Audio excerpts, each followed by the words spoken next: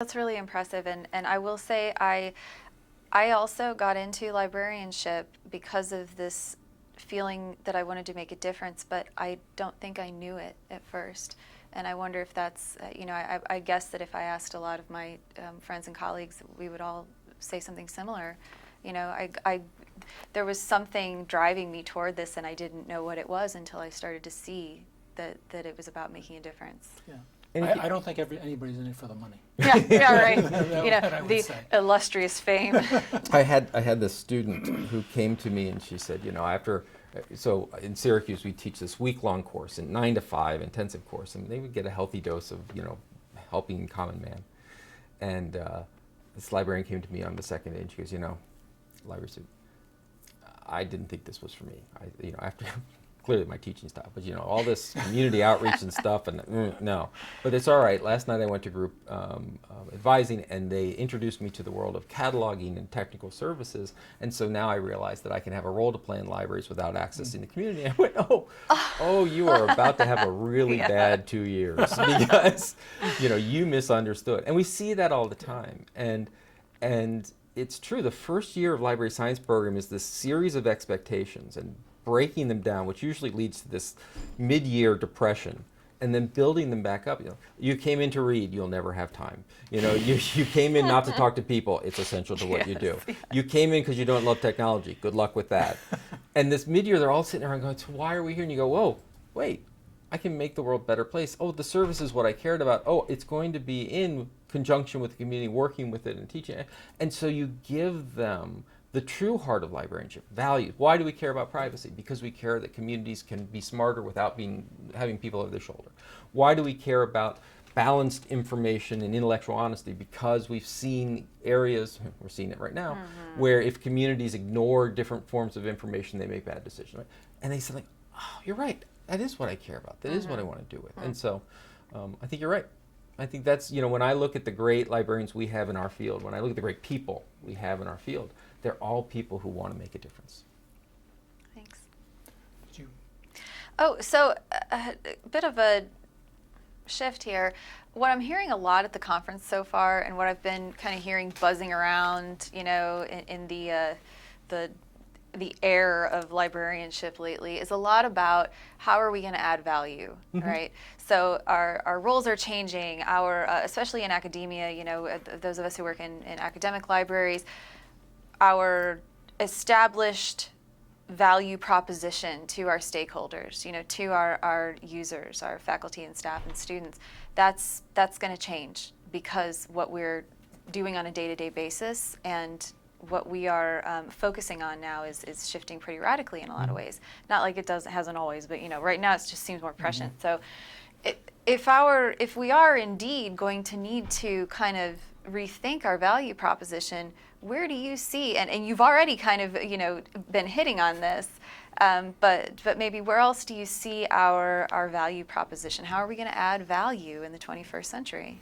And the short answer is librarians. And the longer answer is, we've thought for a long time that the library as organization, as collection, the idea of being able to make bulk purchases, and the idea of a single licensing entity for a university, the idea of preservation and collection over time. A lot of the value that we talked about adding was around the materials, access to materials, and the economy of access to the materials. Economy either in how we afford them, but even economy of time, right? So we talk to a good reference librarian that can save you time. That was our value, was that we could save you time, we could save you money, we could save you value, and we could put it all together and save things for duration.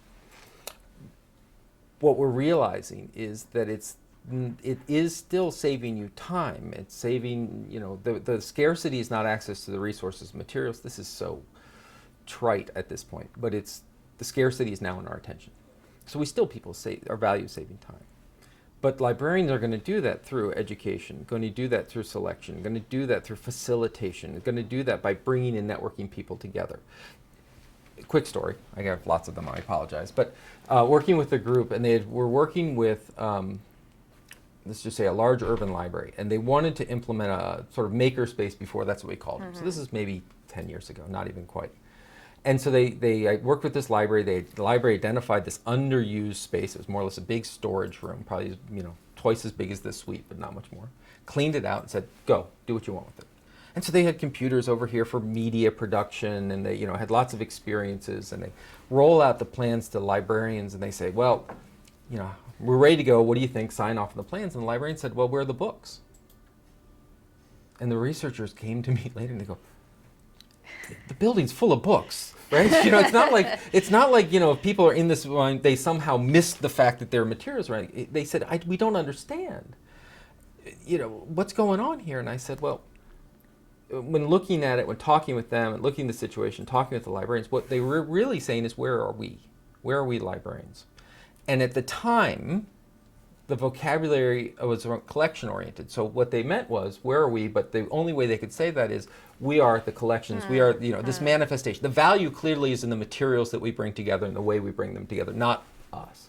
And the researchers were saying, we want you in here. We need people to sit down with the kids who are coming in to help them with technology and doing tutorials. We need you to help organize events and connect people so that when they're talking together. In other words, the value that the researchers saw was that being added were the librarians using their skills of facilitation, saving people time, but creating opportunities.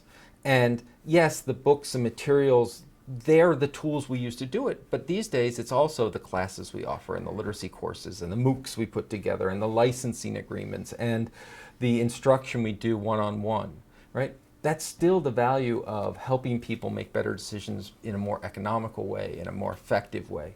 But the tools change. So in some ways, yes, the means of what we're doing are changing.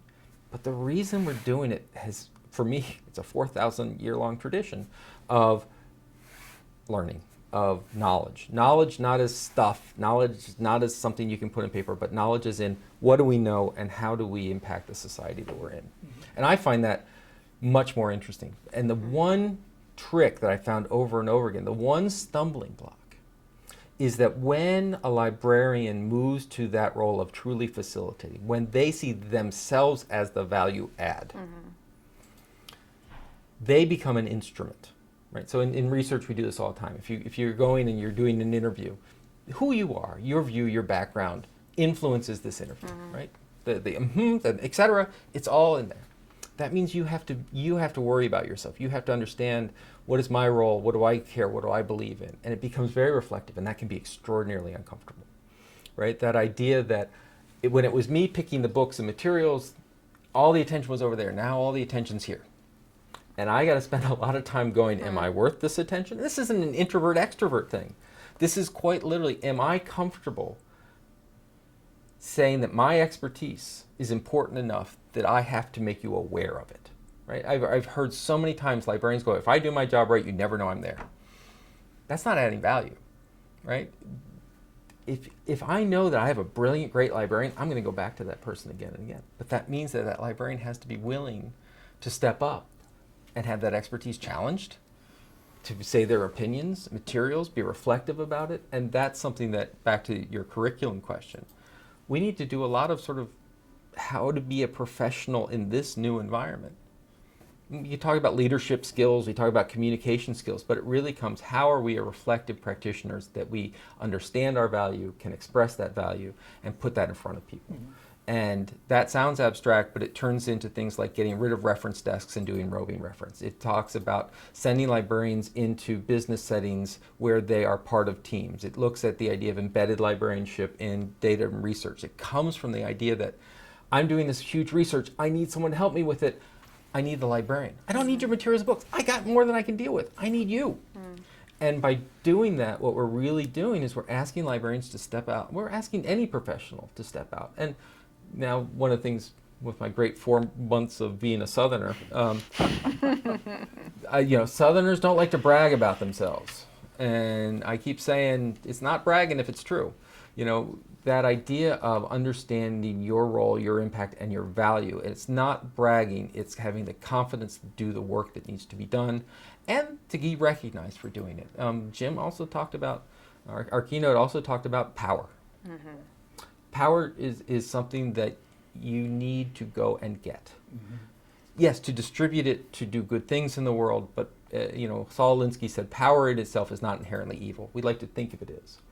But if you are in the empowerment business and you want to empower people, the root of that word is power. You can't give people power unless you have it yourself. Now, that power could be the power of reading. That power could be the power of pleasure reading. That power can be, I had someone come up to me and say, we don't talk enough about reading for recreation.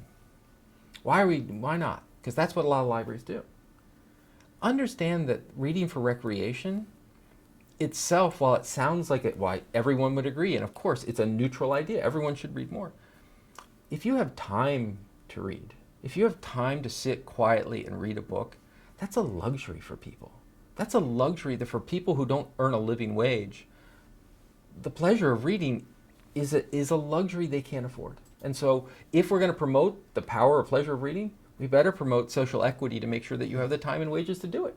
We better make sure that you have access to equitable access to the materials. Back to advocacy, back to what we teach in the curriculum, and back to books don't advocate, librarians advocate. People do that. David, this has been great, but in the interest of not missing anything, we were wondering if you could put yourselves in our chairs, and if you were to do that, what question would you ask yourself? Goodness. Oh boy, now it turns to therapy. You wanted self-reflection. I wanted self-reflection. We're empowering you. The hardest question that I still wrestle with to this day, which is, as you say, when you talk at the abstract level, it sounds lovely and it sounds interesting and talk about advocacy. The hardest question is, okay, let's buy it. Let's buy the knowledge is how people think. Let's buy the fact that librarians need to facilitate this. Let's buy the empowerment argument. Let's buy advocacy. Let's buy it all. What do you do when you're serving a community in conflict? And the idea being, I used to think of and talk about communities as this sort of utopian idea. Well, we're all a community, right? We all share something in common. We live in Charleston, we're a community. We work for this, we're a community. And Brian Butler, actually, the University of Maryland, put this to me. He studies online communities. He said, communities, yes, have this common variable, but they also have must allocate limited resources. Time, money, effort, real estate, whatever. Are you going to tear down that old building and put a new one up? Are you going to spend this tax money here? Are you going to spend this tuition dollar here? How do you continue to be an honest, effective advocate, facilitator, and professional when there are deep, honest, well-held conflict in your community? Why should we say this all the time, libraries are great, but why should I take Columbia, 1,000-year flood? You know what Columbia needs right now? More librarians. You know what else it needs right now? Better roads, better dams. And it's kind of hard to argue for that. It's great to say that our university library is going to provide tutoring services, but shouldn't our academics be better instructors? Those are problems as well. What do you do when you're dealing with a political discussion, when you have two mayoral candidates? It's not just that, honest people talk, but as we're seeing at the presidential level, no, this is nasty. And where you fall on them is much less of their policy and much more of what you think they represent. So how do you serve a community where you got 50% Hillarys and 50% Trumps, or 10% Hillarys and 90% Trumps? How do you honestly work in that spectrum? And so the question I always come back to, and the one I struggle with to this day, is, all right, Dave, this all sounds great, but when you put it on the ground, help me make that hard decision. And I have ideas and ways, and some of the ideas I put out, many people don't like, and some do like him. And when it gets to brass tacks, how do you function in a highly polarized environment and remain community oriented?